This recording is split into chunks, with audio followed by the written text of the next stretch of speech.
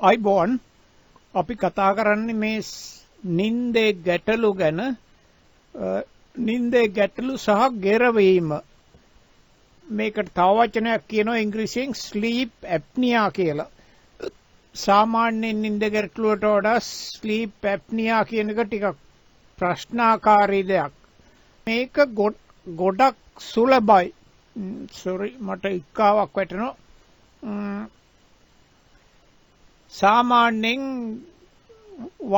වයසට යනකොට තමයි මේක ටිකක් වැඩි වෙන්නේ. අනිත් එක බර වැඩි වුණාමත් මේ ප්‍රශ්න ටිකක් වැඩි වෙනවා. ඉතින් සමහරක් වෙලාවට බර අඩු කර ගැනීම විසඳුමක් වෙන්න පුළුවන්. බර කියන්නේ අර BMI එක අනුව තමන්ගේ BMI එක බලලා බලන්න ඕන ඒක සම්මතයට වඩා වැඩිද කියලා. ගෙරවීම කියන එක ශබ්දය පිළිබඳ ගැටලුවක් විතරක් නෙවෙයි. ඒක සෞඛ්‍ය පිළිබඳ අනතුරු ඇඟවීමකුත් වෙන්න පුළුවන්. ගොරවන්නේ තම ආශ්වාස කරන වාතය නින්දේදී නාසය සහ උගුර හරහා ගමන් කරන්න බැරි වුණාම අර බටනලාවක් වගේ යම් කොහෙන් හරි හිරවීමක් තියෙනවා නම් ඒකේ සද්දේ තමයි එහෙම එන්නේ. එතකොට මේ කටේ තියෙන ශ්වාසනාලයේ තියෙන මෘදු පටල කම්පණය වෙනවා. ඒ කම්පණය වීමෙන් තමයි ගිරවීමේ සද්දය ඇති වෙන්නේ. මේක නිතර වෙනවා නම් ඉතින් වෛද්‍යවරු සලකනවා ඒක ස්ලීප් ඇප්නියා කියලා. නිදි ඇප්නියාව. ඒකට මම හිතන්නේ සිංහල වචනයක් නෑ. ඒකෙදි මේ ගමන් කරන වාතය ගමන් කරන මාර්ගයේ හුස්ම ගන්න මාර්ගයේ නැවත නැවත අවහිර වෙනවා. එතකොට සමහරක් වෙලාවට හුස්ම ගැනීම තප්පර 10ක් 20ක් හෝ ඊටත් වඩා වැඩි කාලයක් නතර වෙන්න පුළුවන්. ඒක හරියට Taman නිදාගෙන ඉන්නකොට කවුරු හරි බෙල්ල මිරිකනවා වගේ ඉඳ හිට සැරින් සැරේ විනාඩියකට පාරක් බෙල්ල මිරිකනවා. ටිකක් වෙලා අල්ලන් ඉඳලා ආයිත් අතාරිනවා. ඒ වගේ තත්ත්වයක් තමයි. මේක සෑහෙන ප්‍රචලිත ප්‍රශ්නයක්. ඉතින් විශේෂයෙන්ම වයසට යනකොට පිරිමින්ගෙන් 25%කට විතරයි කාන්තාවගෙන් 10%කට පමණ මේ තත්ත්වය තියෙනවලු. මම නම් හිතන්නේ කාන්තාවන්ගෙන් ඊට වඩා වැඩි ප්‍රමාණයක් තියෙනවා ඇති. අනිත් එක තමයි Tamanට මේ තත්ත්වය තියෙන බව සමහරට දන්නේ නැති වෙන්න පුළුවන්. ඒ කියන්නේ වෙන කෙනෙක් තමයි ඉතින් කියන්න ඕන. සමහරක් වෙලාවට තව කෙනෙක් මේක ඉතින් තරහ වෙයි කියලා කියන්නේ නැති වෙන්නත් පුළුවන්. ඉතින් එහෙම නැත්නම් මේ මොබයිල් ෆෝන් වල අර ඇප්ස් තියෙනවා. අර රෙකෝඩ් කරන ඇප්. ඒ කියන්නේ ඒවා තියෙනවා මේ සද්දයක් නැත්නම් රෙකෝඩ් කරන්නේ නැහැ. සද්දයක් තියෙනවා නම් විතරක් රෙකෝඩ් කරනවා. ඉතින් මෙහෙම වෙලා උදේට නැගිට්ටාම දවස පුරාම මහන්සි වගේ දැනෙනවා. උදේ නැගිට්ටාම හිස්සරදේ එහෙම වෙන්නත් පුළුවන්. ඒ වගේම හරියට කන්සන්ට්‍රේට් කරන්න බෑ. අවධානය යොමු කරන්න බෑ. ඊළඟට දහවල් කාලේදී පවා නිින්දට වැටෙනවා. දීර්ඝ කාලයක් මේක තියෙනකොට මේකෙන් හෘද රෝග ඇති වෙනවා. අධික රුධිර පීඩනය ඇති වෙනවා. දෙවන වර්ගයේ දියවැඩියාව ඇති වෙනවා. ඊළඟට අංශ භාගයටත් මේක හේතු වෙන්න පුළුවන්. ඉතින් අපි බලමු මේක ගැන තියෙන විසඳුම් පර්යේෂණ මගින් ඔප්පු කරපු විසඳුම් මොනවද කියලා. පළවෙනි එක තමයි බර අඩු කර ගැනීම.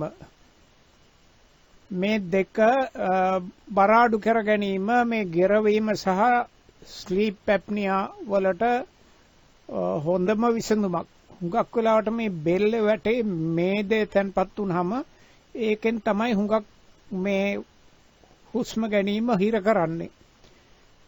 බරෙන් අඩු ගානේ 10%ක්වත් අඩු කරගත්තොත් මේ ස්ලීප් ඇප්නියා වල එහෙම නැත්නම් ගෙරවීමේ ප්‍රශ්නේ 26% ප්‍රමාණ අඩු කරන්න පුළුවන්.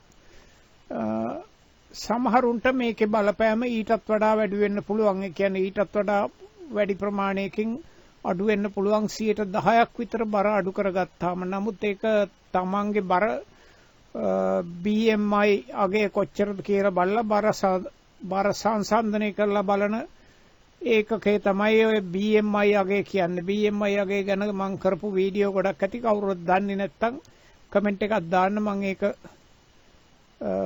ලින්ක් එකට දාන්නම් කමෙන්ට් එකට රිප්ලයි එකක් හැටියට. පළවෙනි එක ඊළඟට එළවලු සහ පළතුරු වැඩි වශයෙන් අනුභව කරන්න, බත්ම නැතුව. ඊළඟට පැණි රස තියෙන කෑම බීම වර්ග අඩු කරගන්න. ඒ දෙක සහ ඊළඟට හැමදාම වගේ විනාඩි 30ක් ඇවිදින්න. සතියට දවස් 5ක්වත් විනාඩි 30ක් ඇවිදින්න. මොකද සෞඛ්‍ය වෘත්තිකයෝ කියන්නේ අඩු ගානේ 130ක් ඇවිදින්න කියලා විනාඩි දවස් සතියකට. ඉතින් 130ක් නෙවෙයි 150ක් ඇවිදින්න කියලා සතියකට.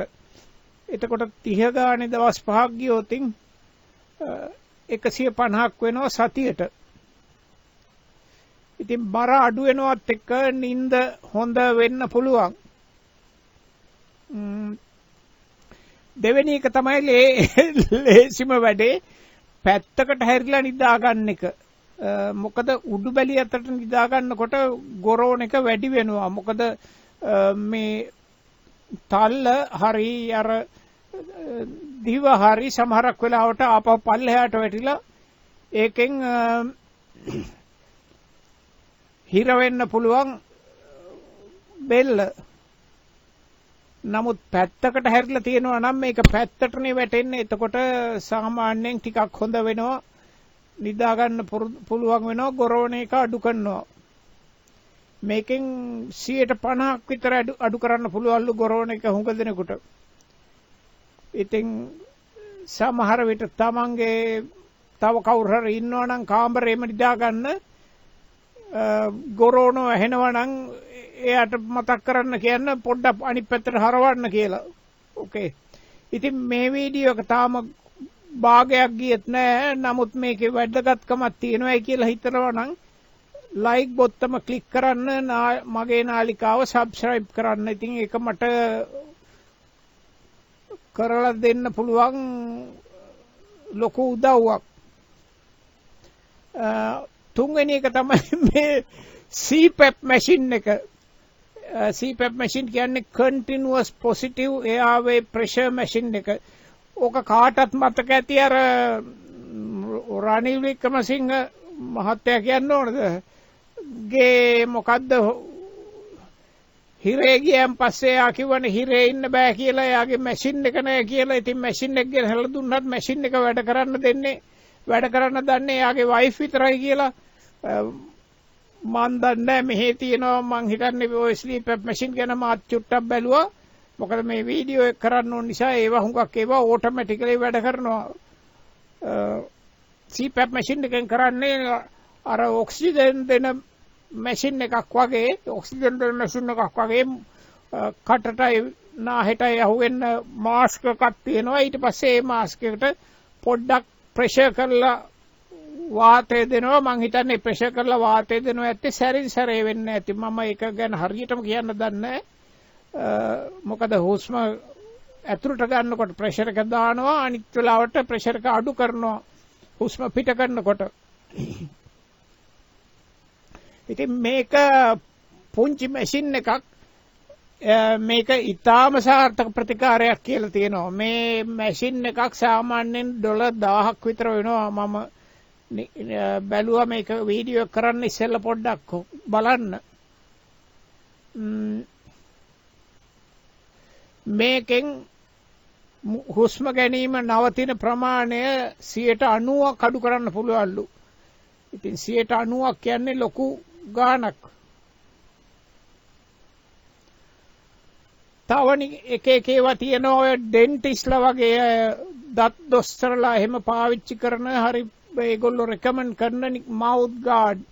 ඒවා පොඩ්ඩක් මේ යටි හනුවේ ඉදිරියට තල්ලු කරලා තියෙනවා. එතකොට වාතය ගමන් කරන්න වැඩි ඉඩක් තියෙනවා.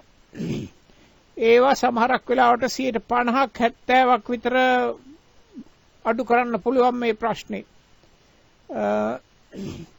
නාසයේ මොකක් හරි හිරවීමක් තියෙනවා නම් සොටු වගේ ඇවිල්ලා හුස්ම ගන්න හිර වෙන්න ඒක සමහරක් වෙලාවට මේ කටින් හුස්ම ගන්නවා නම් ඒක ගෙරවීම වැඩි කරන්න පුළුවන් මේ ප්‍රශ්නේ වැඩි කරන්න පුළුවන්. ඉතින් සෙම්ප්‍රතිශ්‍යාව මේකට හේතුවක් වෙන්න පුළුවන්. ඉතින් ඒක සමහරක් වෙලාවට බලන්න ඒක හොඳ වුණාට පස්සේ ප්‍රශ්නේ වෙති වෙන්න පුළුවන්. එහෙම නැත්නම් හලෝ මේ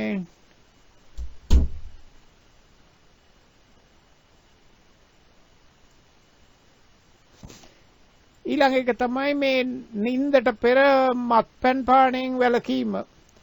ඉතින් මත්පැන් මගින් උගුරේ මාංශ පේශි ලිහිල් කරනවා. මේ පේශි ඕනවට වඩා ලිහිල් වූ විට වාතයේ ගමන් කරන මාර්ගයේ පටුවේ පරිශේෂණ පෙන්වා දෙන්නේ නින්දට පෙර මත්පැන් පානය කිරීම නිසා නිදි ඇප්නියාව 25%කින් පමණ වැඩි විය හැකි බවයි.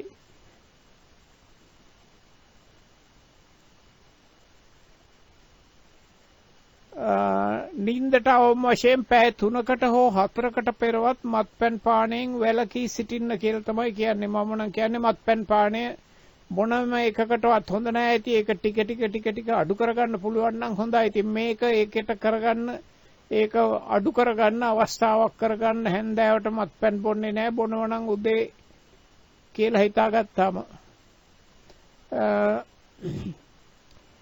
හත්වෙනි එක තමයි නිවැරදි නිදා ගැනීමේ පුරුදු. ප්‍රධාන වශයෙන් මෙතනම කියන්නේ මේ අර සර්කේඩියන් රිදම් කියන එක ජීව විද්‍යාත්මක ඔරලෝසුව. එහෙම එකක් තියෙනවා හැමෝටම දැකලා නැති වුණාට ඒක අණුව ක්‍රියා කරන්න. ඒ කියන්නේ හැම දිනකම හැමදාම එකම වෙලාවට නිින්දට යන්න, එකම වෙලාවට අවදි වෙන්න, නිදන කාමරය වෙන ශබ්ද නැතුව අඳුරුව හා සිසිල්ව තබා ගන්න. නින්දට පැය 2-3කට කලින් බර ආහාර ගැනීමෙන් වළකින්න. දියවැඩියාවටත් ඒක හොඳයි. කෑම වේල ඉවර කරන්න අඩු ගානේ පැය 2-3කට කලින්. ඒ වගේම අන්තිම පැය දෙකේ අර ටීවී බලන එක, ඊළඟට මොබයිල් බලන එක, කම්පියුටර් බලන එක අඩු කරන්න, නවත්ත ගන්න. මොකද ඒවෙන් එන නිල් ආලෝකය නිසා නින්දට බාධා වෙන්න පුළුවන්.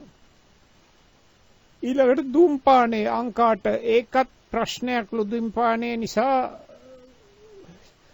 මේ ශ්‍රේෂ්මල පටල අඩු කරන ඉදිමනවලු. ඊළඟට උගුර සහ දිව සඳහා ව්‍යායාම. මෙහෙම ව්‍යායාම කිරීමෙන් ටිකක් කරන්න පුළුවන්ලු. දිව තල්ලට තද කර පිටුපස්සට ලිස්සා යෑමට සෙලක්වීම. ඕකේ. AEO වැනි ස්වර ශබ්ද නැගී පැවසීම කළ හැකිය. සමහරක් වෙලාවට සින්දු කියන එක වගේ ඔකට උදව් වෙන්න පුළුවන්. හැබැයි සින්දු කියනවා නම් කාටවත් ඇහෙන්නේ නැති හැරි එක වෙන්න පුළුවන්. නැත්නම් තව කෙනෙකුට නිදා ගන්න බැරි වෙයි.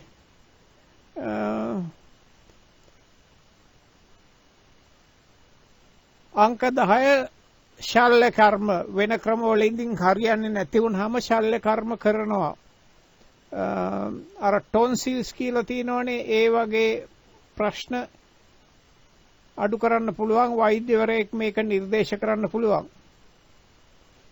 ඉතින් මේ නිදි ඇප්නියාව තියෙනකොට, එහෙම නැත්නම් ගෙරවීම තියෙනකොට ඒක රුධිර පීඩනයේට, හෘද රෝග වලට සහ දියවැඩියාව වගේ තත්ත්වයක් එක්ක බැඳිලා තියෙනවා. ඉතින් ඒවා අඩු වෙනවා මේක විසඳගත්තොත්. ඉතින් ඔය දෙක එකට සම්බන්ධයි. ඔය දෙක නෙමෙයි, ඔය ටික සේරම එකට සම්බන්ධයි. රුධිර පීඩනයේ, හෘද රෝග, දියවැඩියාව. මේ රෝග පාලනය කිරීම මගින් නින්දේදී හුස්ම ගැනීමේ අපහසුතාව අඩු කරගන්න පුළුවන්. ඉතින් අංක 12 ඉතින් එහෙම අවස්ථාවක් තියෙනවා නම් මේක පිළිබඳ ස්ලීප් ටෙස්ට් එකක්, නින්ද පිළිබඳ නිසි පරීක්ෂණයක් කරන්න පුළුවන්. මම හරියටම දන්නේ නැහැ කොහේ හරි ලංකාවේ එහෙම තැන් තියනවාද කියලා. නැති වෙන්න බෑ. එහෙම තැනක් දන්න තැනක් තියෙනවා නම් කමෙන්ට් කරන්න, අනිත් අයටත් දැනගන්න. ඉතින් මේ ගෙරවීම තියෙනවා නම් ඒක වැදගත් සංඥාවක් තමන්ගේ සෞඛ්‍ය හොඳම තත්වයට ඇවිල්ලා නැහැ කියන එක.